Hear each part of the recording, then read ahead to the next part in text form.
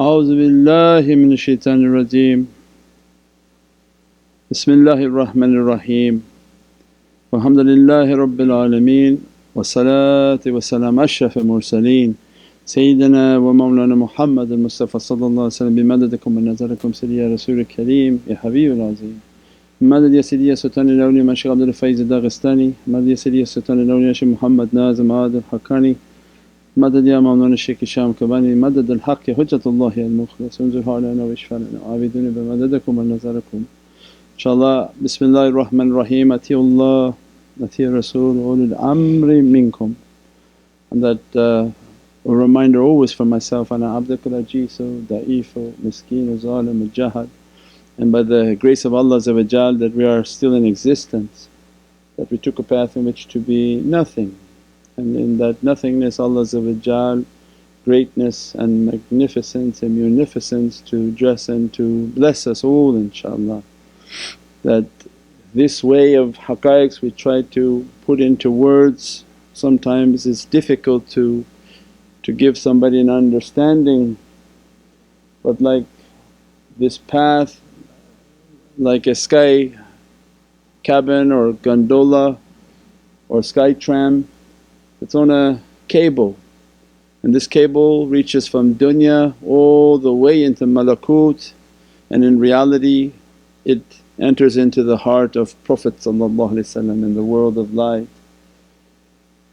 What Allah wants for guidance is that to board these gondolas, board these ships, however we want to call them. As soon as we board upon them, they're moving. There's one whom is a guide, means he operates one of those gondolas to take people back into that malakut. And there are 12 hijabs, 12 stops on this way into the malakut. One way of understanding these 12 hijabs is to understand that we have 12 months. And if we look to Shams al-Arifin, that this image of the sultanate, and these are 12 hijabs, 12 months that we are moving through every year. They're moving into that reality. There are those who operate the gondola that move into that reality because of the sheer understanding that they have, it gives you an understanding of who they are. And there are those who entertain inside the gondola, because 99.9% of the people they entertain inside the cabin. They're not from that reality to understand where this cabin is going, and they're entertaining the occupants of that cabin. Inside that cabin you have to have the usul, the understanding of sharia, which is your Islam. You have to have the understandings of how to reach to the levels of Iman, which is the love of Sayyidina Muhammad, to love Prophet more than you love yourself, and then to eventually be taught that on this gondola as it's leaving the earthly atmosphere you must reach to maqam al-Ihsan, so that to see your Lord in everything that you're doing. So that has in itself an immense reality. When this Nurul Iman enters into the soul of these occupants by the mere travelling upon this ship into that Divine Presence, then they begin to teach these shaykhs and these guides, waliyun murshidun, the saintly guides whom Allah give them not only guidance but give them from Allah's intimate love. Only way to describe it is an intimate love in which Allah loved them, they love Allah. That love is an immense love for Sayyidina Muhammad. As a result their teachings of how to reach that reality, how to witness Allah in everything, and then the completion of that is that Allah witnesses them. Because if you can't see that reality, know that Allah sees you, but at the same time that if you can see that reality you'll see that Allah sees you in everything. which is immense, immense. Imagine the spiritual vision open and they can hear the dhikr of the trees. With what energy Allah gave to it, they can hear that dhikr and they can sense that that tree is looking at them.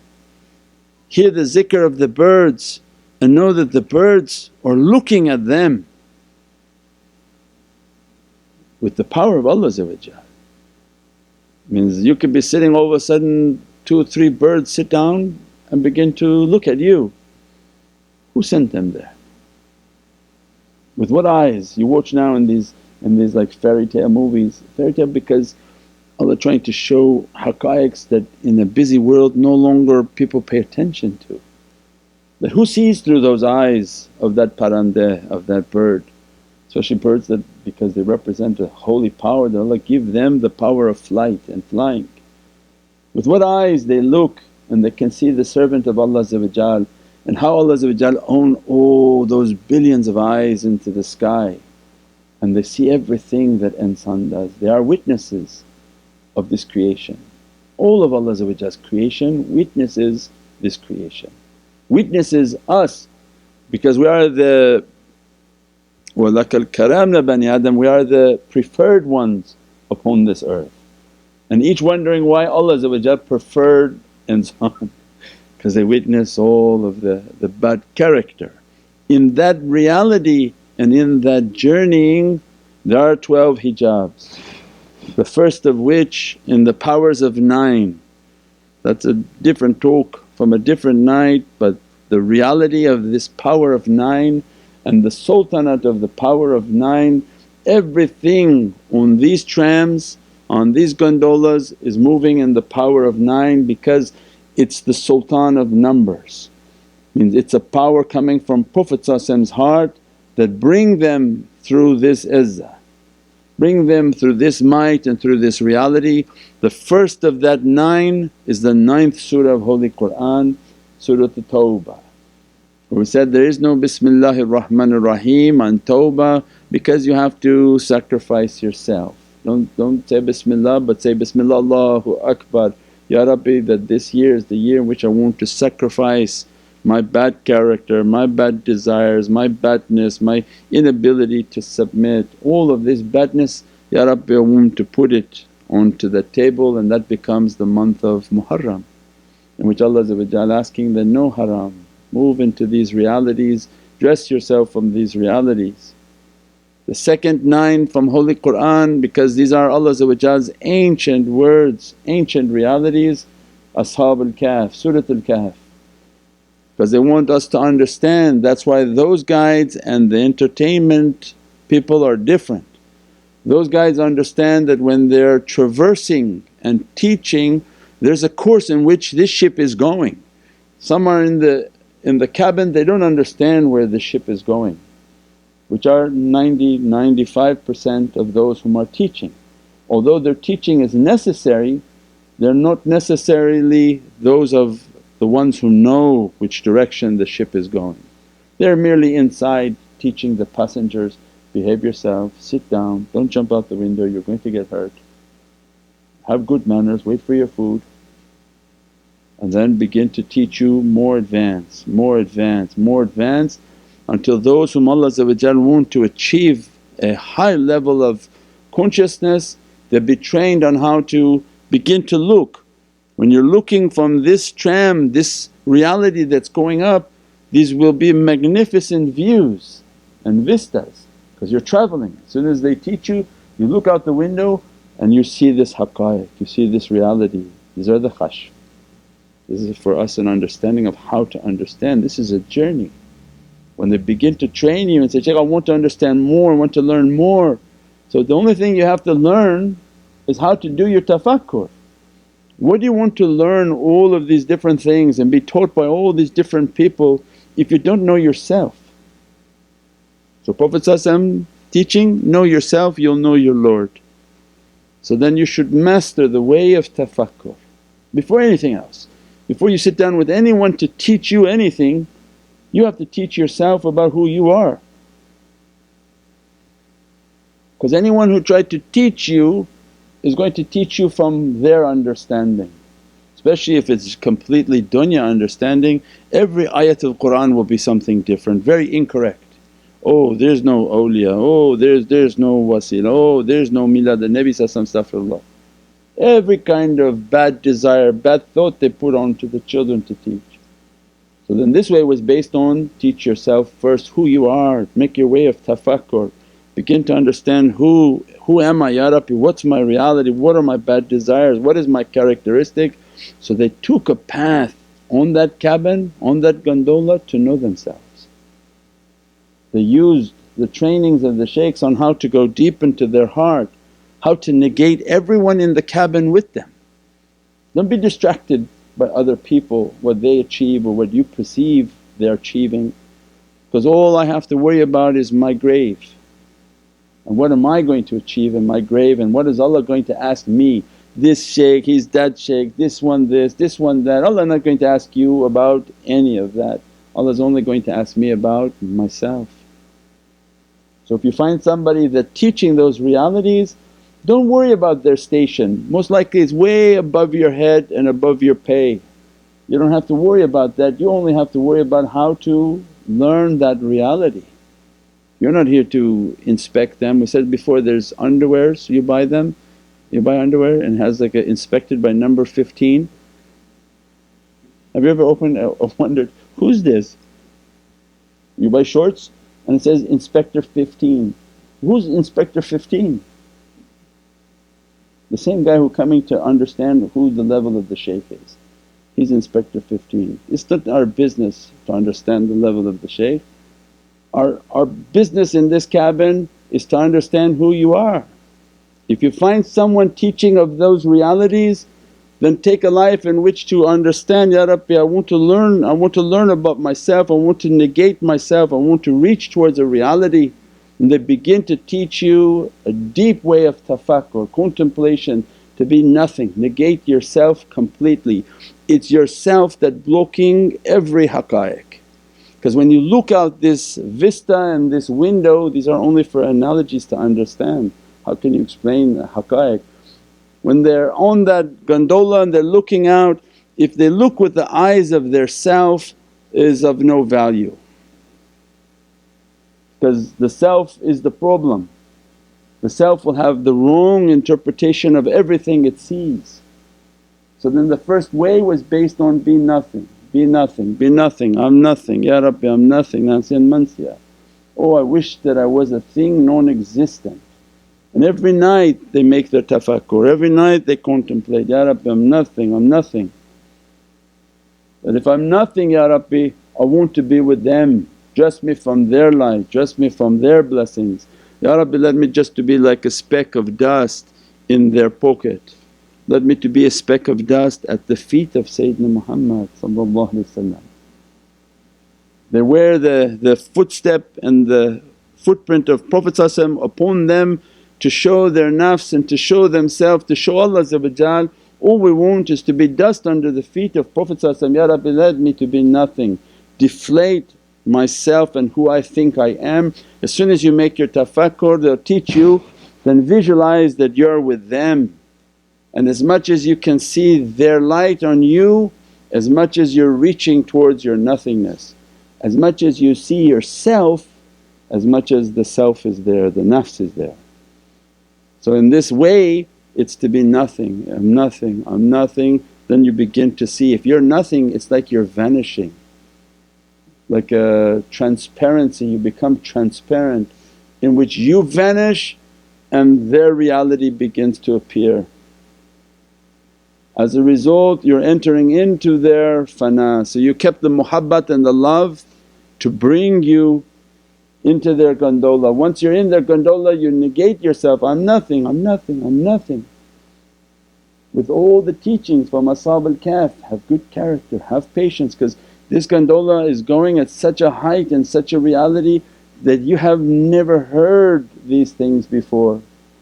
Especially those who come new say, I've never heard these things before. Of course not, you shouldn't have, because these are going into deep realities. This is not going driving around the backyard, you're going into deep realities of the heavens in which you negate and take a life in which I know nothing. At every step I know nothing, Ya Rabbi ilman mazid, give me more, Ya Rabbi give me more. So as much as you empty your cup, as much as Allah gives more. So the student negates themselves, and how to know that they're negating is when they enter their tafakkur, do they see themselves very present? Means then the nafs is there very strong. As much as they can become transparent, transparent, transparent until they see nothing but the teachers are there, the masters are there, the awliyaullah are there, and that their being is the one that is operating. And they're taking them to the presence of Sayyidina Muhammad until their love of Prophet, and then they begin to enter the same relationship in which they enter into the reality of Sayyidina Muhammad. That journey is in that reality. That Islam brings them into the good characteristics. As soon as this gondola starts to head into the second month, it's moving into the realities of the cave. The cave is the location of where this is going to end. This is going to be into the heart of Sayyidina Muhammad. So then in this cave you have to be taught all the manners. As soon as this docks and this ship lands, you're landing in the manzil al-Qur'an, in the location in which the Holy Qur'an is emanating. Beware of your character, beware of your understanding, beware of how you hold yourself. You're going into the presence of the most beloved creation of Allah, the sultan of all the malakut and mulk. So of course it has to be based on manners. Don't teach, don't argue, don't have bad character, don't yell, don't do all these things. Because if you do that with us, you're going to do with Sayyidina Muhammad astaghfirullah azim. So everything would be based on training, training. As soon as that gondola passes the second month, it's now into the reality of the third month and the reality of 3, which has to do with the soul and the world of life. Then you take the Muhammadan app, and there's a section called months, and this gives us the understanding of these 12 stations of this gondola, the 12 months that dress our reality. And that's why it's signified by the sun hits the moon and the light from the sun is dressing this earth. 12 of these tajallis are dressing the inhabitants of the earth, because all this creation is moving in that reality. All this creation is moving in that reality. When Allah described the earth as like in an orbit, it's a ship, it's moving in an orbit, it has a course in which it's taking. For more of the understanding, those whom Allah want to grant them higher realities, they enter on to these gondolas. And in the gondolas they have training, they have all sorts of understandings. Once this hits the third month, then the understanding of 9 times 3 is Rabi al-Awwal, and this is the month of the holy birth of the reality of the sultanate of Sayyidina Muhammad. This physicality, this world of light that is so immense, Allah bringing the physicality upon this earth as a doorway into that reality. It is the celebration of Islam by the physical arrival of Prophet. It is the celebration of Holy Qur'an, because manzil al-Qur'an, the one whom going to be revealing Holy Qur'an, that is revealing now to all universes and has eternally been revealing, but now coming on to this earth to bring Allah's kitab. When Allah described, وَمَا أَرْسَلْنَاكَ رَحْمَةً لِلْعَالَمِينَ, I wouldn't have sent it, but that this earth was in need of the rahmah that Prophet brings upon its arrival to the earth. So that 9 times 3 is the secret of 27. So then this is the secret of the month, the third lunar month is the secret of 27.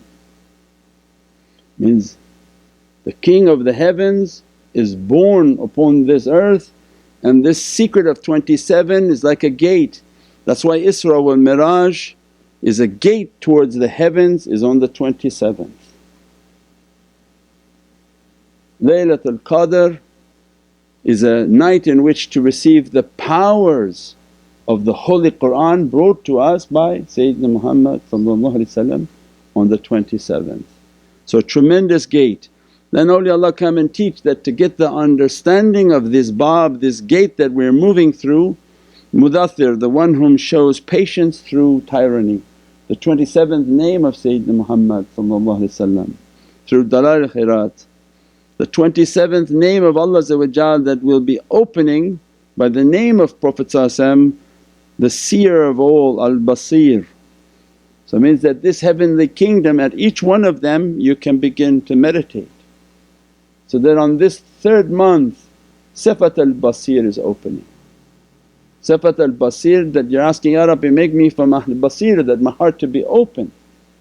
Then the teaching that if you want Basir to open, then Sayyidina Mudaththir has to be the one whom opening, that the name of Prophet has to open that reality. The 27th surah of Holy Qur'an, Surat al-Naml. The hijab of the month is the praisings that say, Subhana man huwa da'imun la yakhta. Glory be to the one whom is perpetual and who never dies. And this has to do with the secret of the soul which is Hayyu al-Qayyum. I mean at every moment and every reality how this trip is moving into that reality, how our journey is moving into that reality. When they begin to read from Holy Qur'an, Surat an-Naml is the story of Sayyidina Sulaiman. And the importance of Surah 27 is that it shows the mulk and the kingdom that Allah had given to Sayyidina Sulaiman. Why? Because our king is very humble. Because Sayyidina Muhammad didn't want to show this izzah upon earth, didn't want to show what authority he has upon the earth. So understood that if I show it through Sayyidina Sulaiman then you should be able to understand that reality. So awliyaullah come into our lives and to teach. When you read Surat an-Naml and the reality of what Allah gave to Sayyidina Sulaiman, gave a mulk and all authority of this mulk to Sayyidina Sulaiman, gave the command of the wind, gave the speaking to the birds, gave the understanding of every creature to Sayyidina Sulaiman.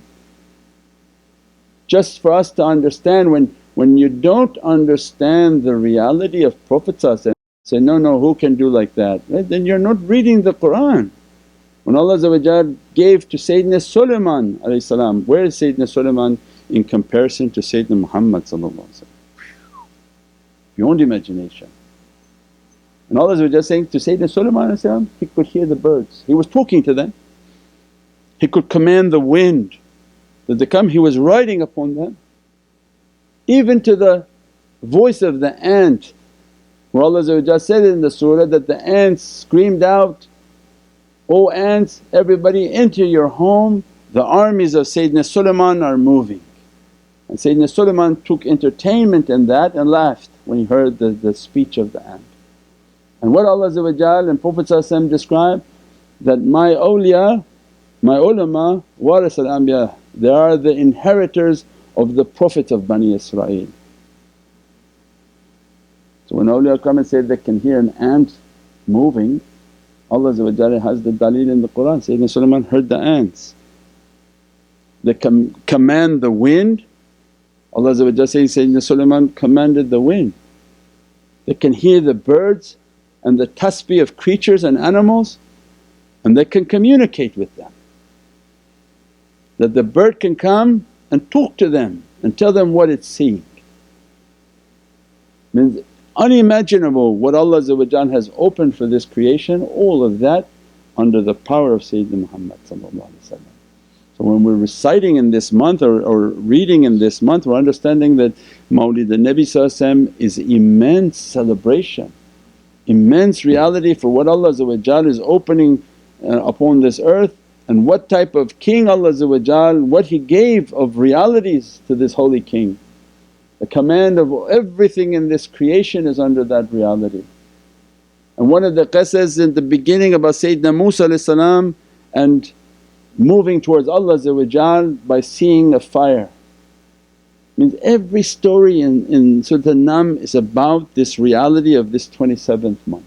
So each one you read, you sit and meditate on one of the analogies and the stories of Sayyidina Musa having to seek Allah, which was a diya, was a burning bush.